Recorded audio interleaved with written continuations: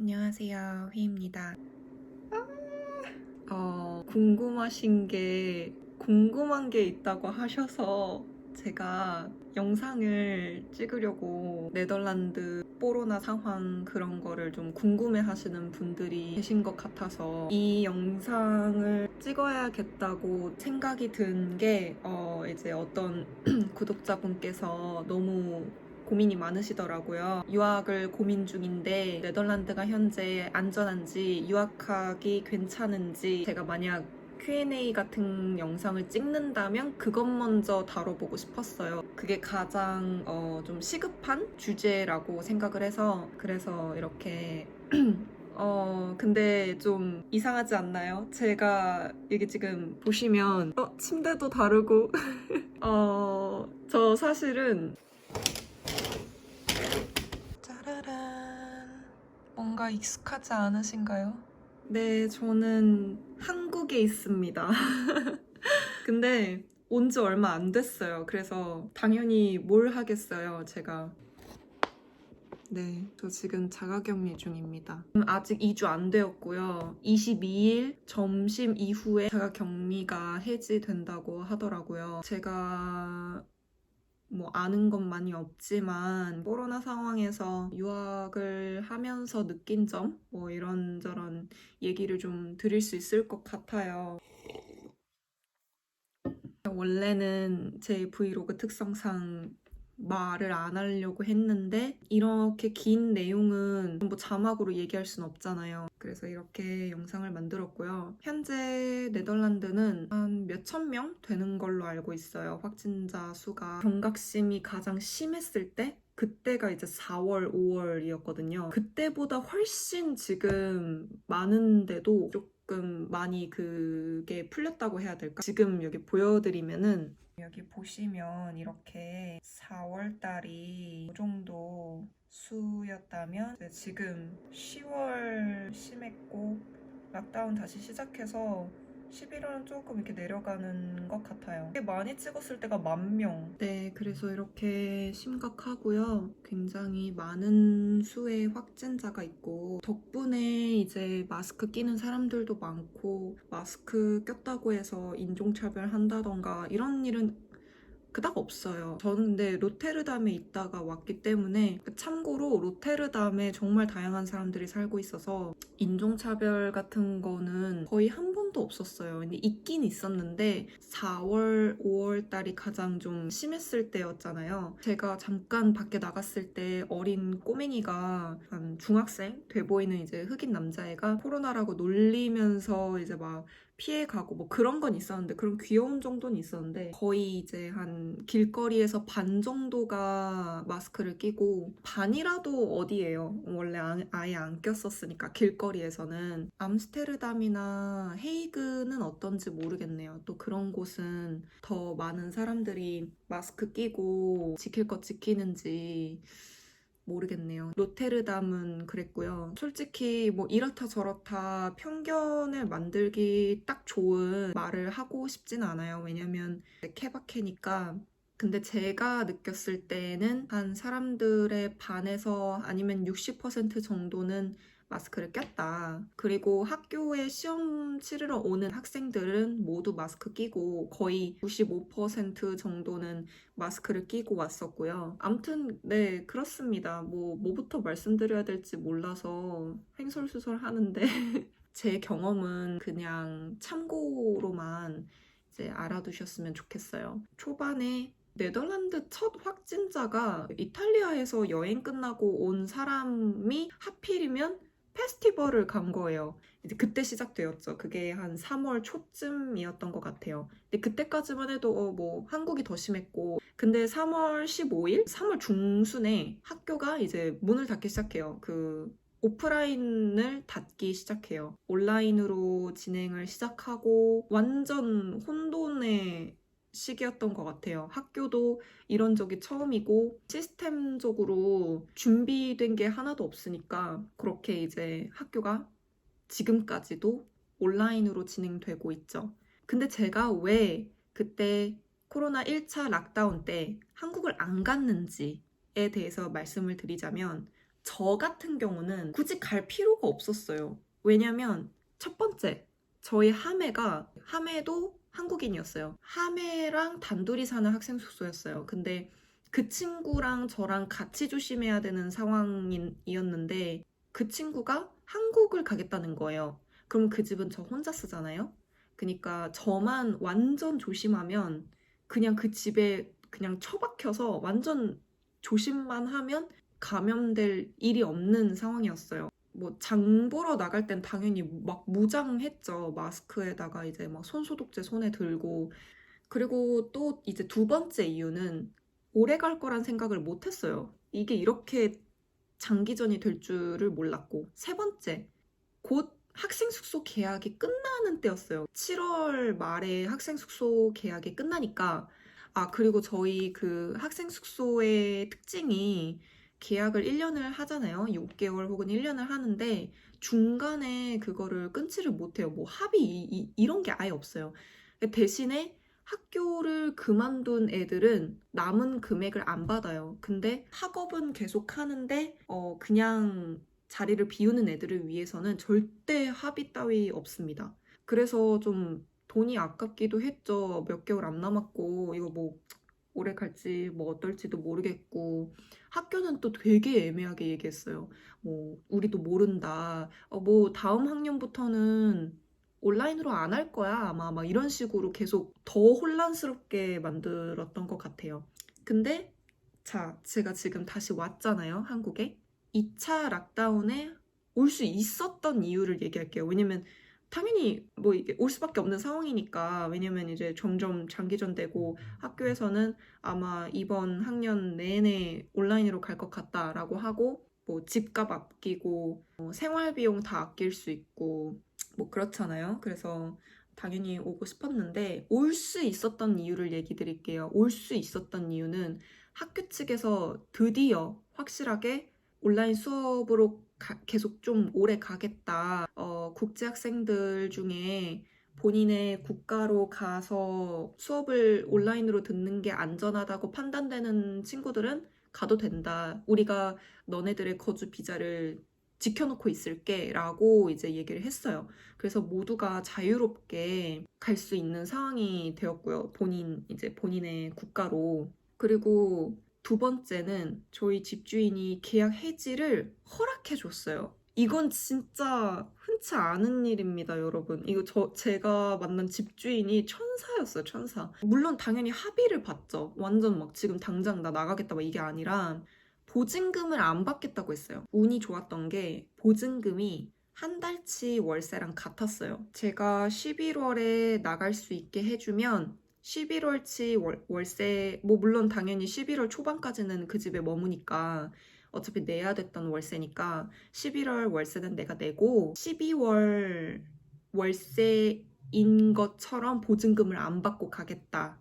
지금도 제가 그분 세입자 구해주는 걸 도와주고 있어요. 페이스북에 저도 이렇게 공고를 올려가지고 되게 막 엉뚱한 사람들 연락 많이 와요. 그 한 방에 우리 가족이 살아도 돼? 막 이런 분도 있고 뭐 말이 되는 소리를. 그리고 뭐 막 커플 이런 애들이 우리 좀 살아도 되냐 뭐 이러기도 하고.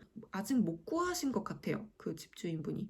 못 구하면 12월 초까지도 있었을 것 같은데 차라리 제 입장에선 한두 달치 생활비도 아낄 수 있고 얼른 안전하게 한국 돌아갈 수 있는데 보증금 한 달치 월세 그거 그냥 포기하고 오는 게 더 이득이었던 거죠.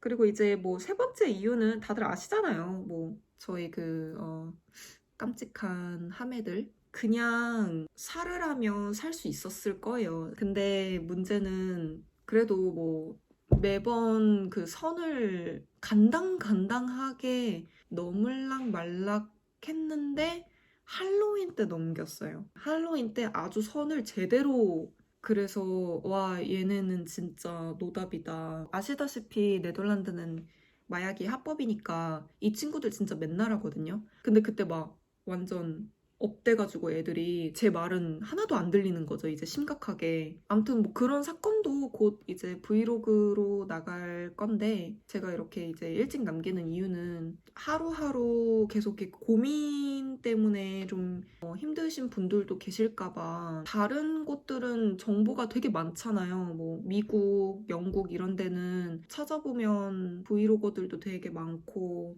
코로나 상황이 어떤지 이런 것도 다 나와 있으니까. 근데 네덜란드는 있기야 하겠죠. 근데 잘 이렇게 없나 봐요. 저라도 하나 더 만들면 도움 되지 않을까 싶어서 도움될 만한 말을 드리고 싶은데 저는 그렇게 한번 해보시라고 말씀드리고 싶어요.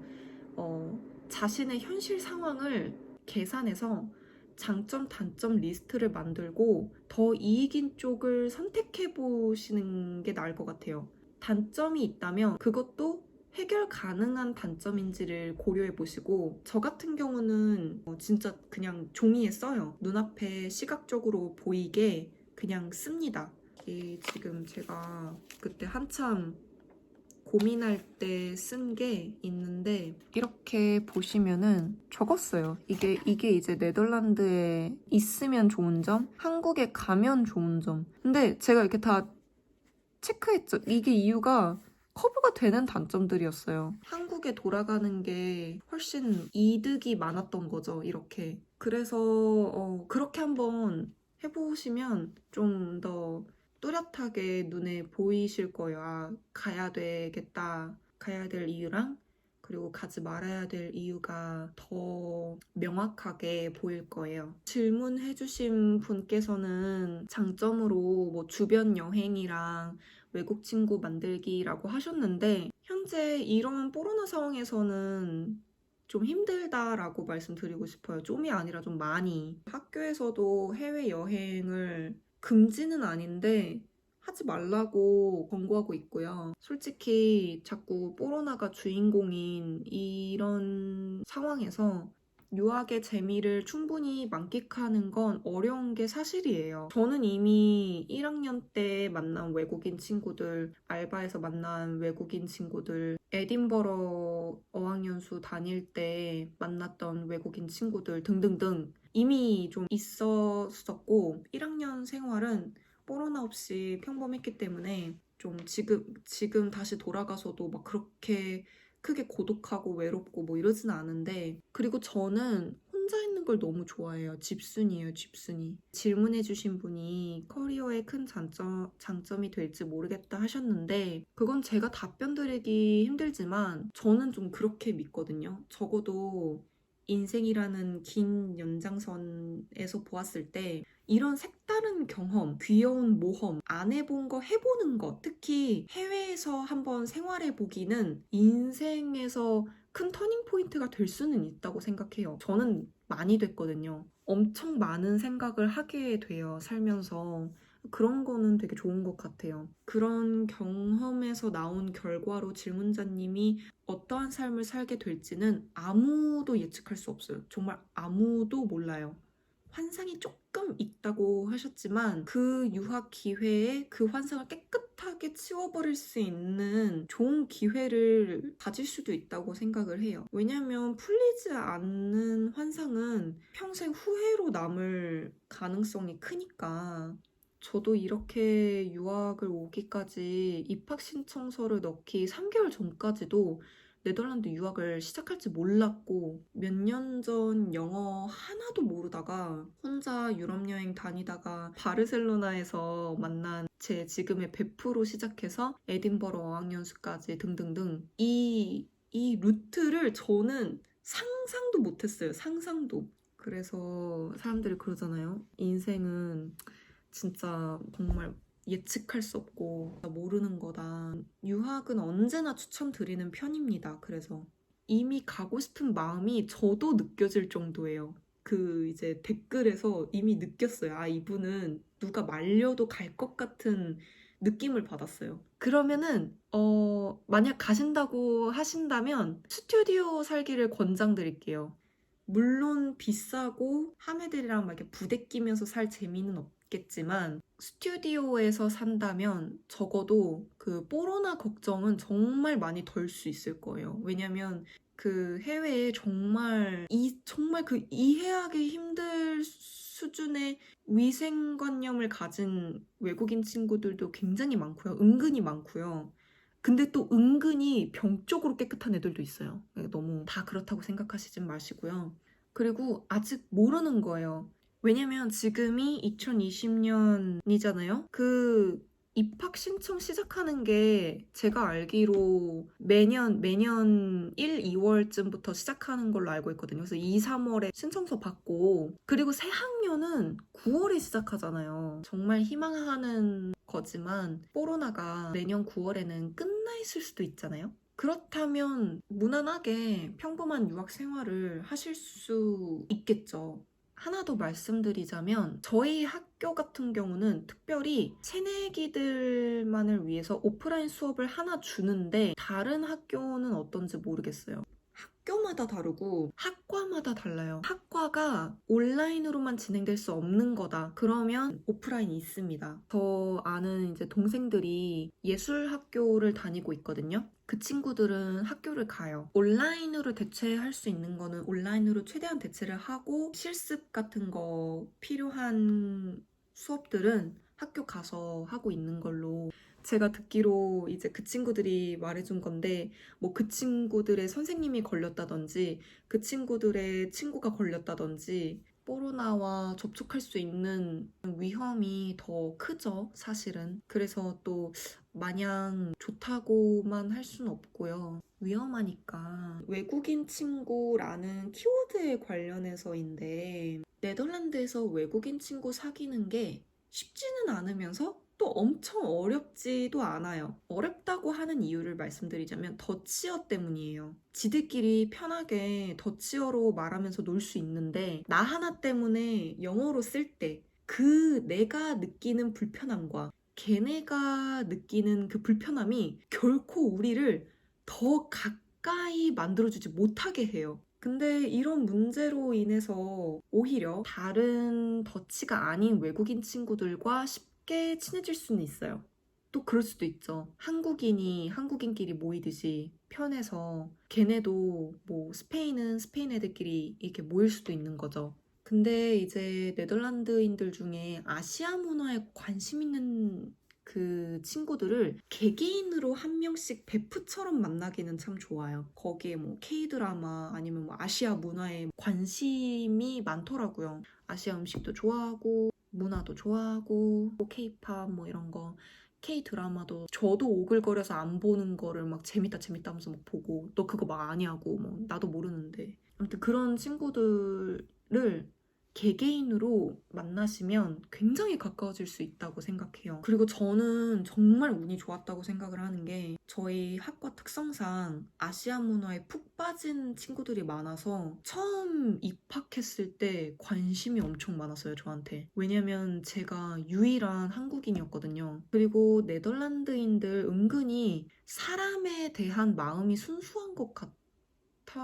근데 저만 그렇게 느낀 걸 수도 있고 워낙 솔직한 문화라서 난 네가 좋아 이러면 대부분 의심 없이 그렇구나 이렇게 받아들이는 편이에요. 그래서 성격이 활달하고 적극적이신 분들은 근데 이건 어디나 그렇지 않나요?